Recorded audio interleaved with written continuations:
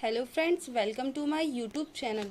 Friends, कल कुछ technical problem की वजह से मैं वीडियो नहीं डाल पाई थी, तो आज की इस वीडियो में हम 29 और 30 मई के करंट अफेयर्स को डिस्कस करेंगे।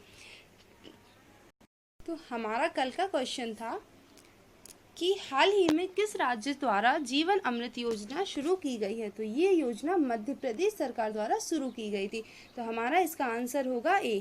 फ्रेंड्स, वीडियो को पूरा लास्ट तक देखिएगा और वीडियो के लास्ट में मैं आपसे एक क्वेश्चन करूंगी, उसका आंसर आपको कमेंट बॉक्स में देना है। तो हमारे आज के फर्स्ट क्वेश्चन की हो, तो हमारा आज का फर्स्ट क्वेश्चन है कि विश्व भूख दिवस कब मनाया जाता है। तो ये मनाया जाता है 28 मई को। तो हमारा इसका आंसर हो जाएगा बी, 28 मई।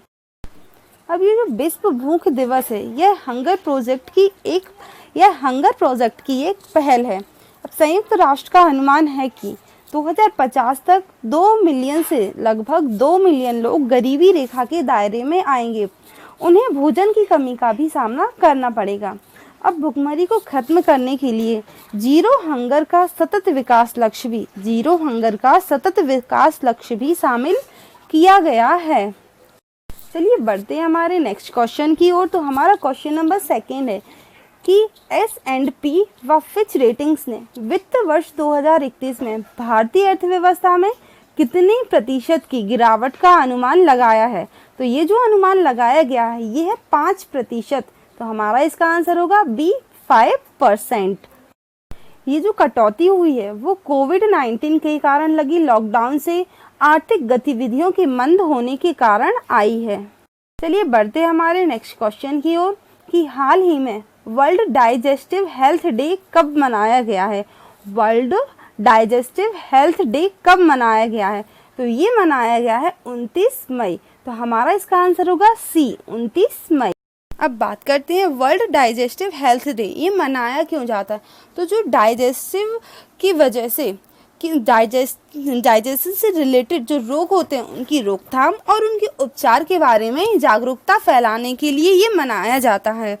अब इसकी जो थीम थी वो थी gut microbiome a global prospective. इसकी जो थीम थी वो थी gut microbiome a global prospective theme. अब संयुक्त राष्ट्र अंतर्राष्ट्रीय शांति सैनिक दिवस ये भी 29 मई को मनाया जाता है। तो 29 मई को हमारे 2 दिवस होगा, एक वर्ल्ड डाइजेस्टिव हेल्थ डे और दूसरा है संयुक्त राष्ट्र अंतर्राष्ट्रीय शांति सैनिक दिवस।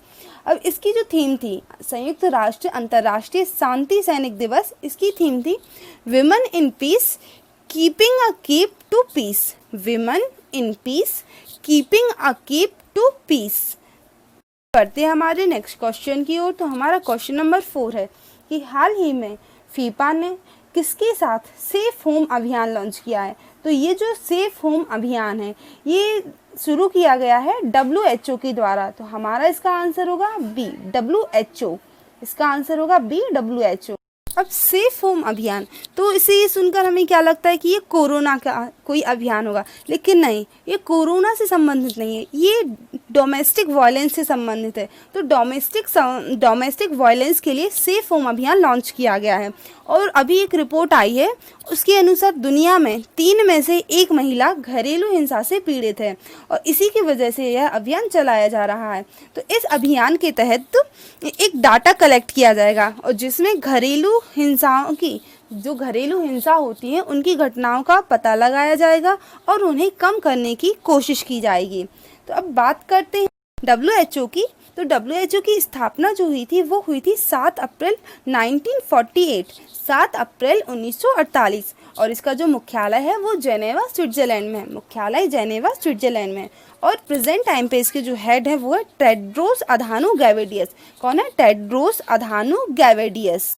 अब हमारा अगला क्वेश्चन है क्वेश्चन नंबर 5 कि हाल ही में किसे अर्जुन पुरस्कार के लिए नामित किया गया। हाल ही में किसे अर्जुन पुरस्कार के लिए नामित किया गया। तो ये किया गया मीराबाई चानू को। तो हमारा इसका आंसर होगा बी, मीराबाई चानू। ये है मीराबाई चानू और इन्हें अभी हाल ही में अर्जुन पुरस्कार के लिए नामित किया गया है। अब मीराबाई चानू को खेल का सबसे बड़ा अवार्ड खेल रत्न भी मिल चुका है और इन्हें पद्मश्री से भी सम्मानित किया जा चुका है। करते हैं हमारे अगले क्वेश्चन की। तो हमारा क्वेश्चन नंबर 2 है, क्वेश्चन नंबर 6 है कि हाल ही में किसे मैथिल वीरांगना की उपाधि से सम्मानित किया गया है। मैथिल वीरांगना की उपाधि से तो ये सम्मानित किया गया है ज्योति कुमारी को। तो हमारा इसका आंसर होगा सी, ज्योति कुमारी। अभी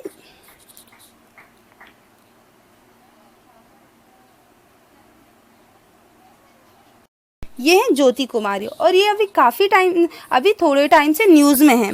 क्यों? क्योंकि इन्होंने अपने पिता को गुड़गांव से लेकर दरभंगा तक गई हैं और इनके जो पिता हैं ये बीमार थे और ये इन्हें लेकर गुड़गांव से दरभंगा तक इन्होंने 1200 किलोमीटर की दूरी तय की है। तो इन्हें एक शील्ड दी गई है, सर्टिफिकेट भी दिया गया है और इसके साथ ही इन्हें कुछ कपड़े एवं 5100 रुपये की राशि दी गई है। अब बात करते हैं हमारे अगले क्वेश्चन की। तो हमारा क्वेश्चन नंबर 7 है कि हाल ही में किसने इंस्टेंट ई पेन सुविधा लॉन्च की है। हाल ही में किसने इंस्टेंट ई पेन, तो ये जो सुविधा लॉन्च की है वो की है निर्मला सीतारमण ने। ये हमारी वित्त मंत्री है और इन्होंने ही इंस्टेंट ई पेन सुविधा लॉन्च की है। अब इस योजना के अंतर्गत अगर आपके पास आधार कार्ड है और अगर आपका आधार नंबर मोबाइल नंबर से कनेक्ट है तो तुरंत ही ई पेन को ले सकते हैं। ई पैन कार्ड जो होता है वो उसका ई पेन हम ले सकते हैं और ये पूर्णतः पेपरलेस प्रक्रिया होगी, इसमें कोई भी पेपर वर्क नहीं होगा। बढ़ते हैं हमारे नेक्स्ट क्वेश्चन की ओर। तो हमारा क्वेश्चन नंबर 8 है कि हाल ही में कहाँ होने वाले 36वें राष्ट्रीय खेलों को अनिश्चित काल के लिए स्थगित कर दिया गया है।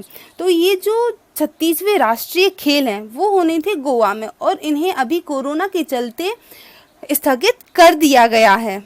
में देखिए ये है गोवा और हमें पता है कि अभी गोवा कोरोना से मुक्त होने वाला पहला राज्य बन गया था, लेकिन जैसे ही ये घोषणा हुई थी कि कोरोना से मुक्त होने वाला पहला राज्य गोवा बन गया है, उसके थोड़े ही टाइम बाद गोवा में 2-3 कोरोना के मरीज निकल आए थे। तो इसलिए अब ये नहीं माना जाएगा कि गोवा कोरोना से मुक्त होने वाला पहला राज्य बन गया है। तो अब बात करते हैं गोवा की। तो गोवा की जो कैपिटल है वो है पणजी और यहाँ के प्रेजेंट टाइम पर सीएम है, प्रेजेंट टाइम पर यहाँ के चीफ मिनिस्टर प्रमोद सावंत हैं और यहाँ के प्रेजेंट टाइम पर गवर्नर सत्यपाल मलिक हैं। अब एक क्वेश्चन बहुत इम्पोर्टेंट होता है और बहुत पूछा भी जाता है कि गोवा मुक्ति दिवस कब मनाया जाता है। तो ये 19 दिसंबर को मनाया जाता है। गोवा मुक्ति दिवस 19 दिसंबर को मनाया जाता है क्योंकि इसी टाइम 19 दिसंबर 1961 को गोवा पुर्तगालियों से मुक्त हुआ था, इसीलिए 29 दिसंबर को गोवा मुक्ति दिवस के रूप में मनाया जाता है। अब गोवा की स्थापना कब हुई थी? तो गोवा की जो स्थापना हुई थी वो हुई थी 30 मई को। अब बात करते हैं अगले क्वेश्चन की। तो हमारा क्वेश्चन नंबर 9 है कि हाल ही में विप्रो ने किसे अपना नया MD एंड CEO नियुक्त किया है। तो ये किया गया है थियरी डेलापोर्ट को। तो हमारा इसका आंसर हो जाएगा बी, थियरी डेलापोर्ट। ये है थियरी डेलापोर्ट। तो अब और इन्हें ही अभी विप्रो में नया MD एंड CEO नियुक्त किया गया है। अब बात करते हैं विप्रो की। तो विप्रो की जो स्थापना है वो 1948 में हुई थी और इसका मुख्यालय बेंगलोर में है और प्रेजेंट टाइम पर इसके जो चेयरमैन हैं वो हैं रिसंत प्रेम जी और अभी MD और CEO नियुक्त किया गया थियरी डेलापोर्ट को। चलिए बढ़ते हैं हमारे नेक्स्ट क्वेश्चन की ओर। तो हमारा क्वेश्चन नंबर 10 है कि हाल ही में किस देश की खिलाड़ी सेहान मधुशंका को हेरोइन रखने के आरोप में गिरफ्तार किया गया है। तो ये श्रीलंका के हैं, ये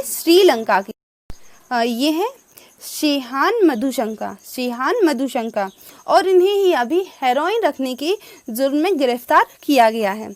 अब बात करते हैं श्रीलंका की।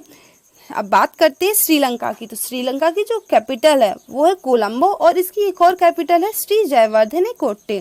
तो ये जो श्री जयवर्धने कोट्टे है यह एडमिनिस्ट्रेटिव कैपिटल है और कोलंबो जो है वो कमर्शियल कैपिटल है।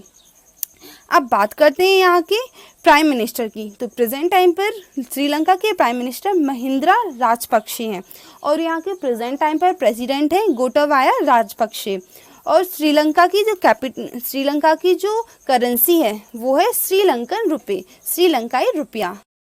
अब बात करते हैं आज के हमारे क्वेश्चन की। हमारा वीडियो यहीं तक था। Thank you for watching this video. अगर आपने हमारा चैनल अभी तक सब्सक्राइब नहीं किया है तो प्लीज़ हमारे चैनल को सब्सक्राइब कीजिएगा एंड लाइक, शेयर और कमेंट भी कीजिएगा। Thank you so much. आज का हमारा क्वेश्चन है कि किसके द्वारा नया कॉलिंग ऐप जारी किया गया है। तो इसका आंसर आप सभी को कमेंट बॉक्स में देना है। Thank you so much.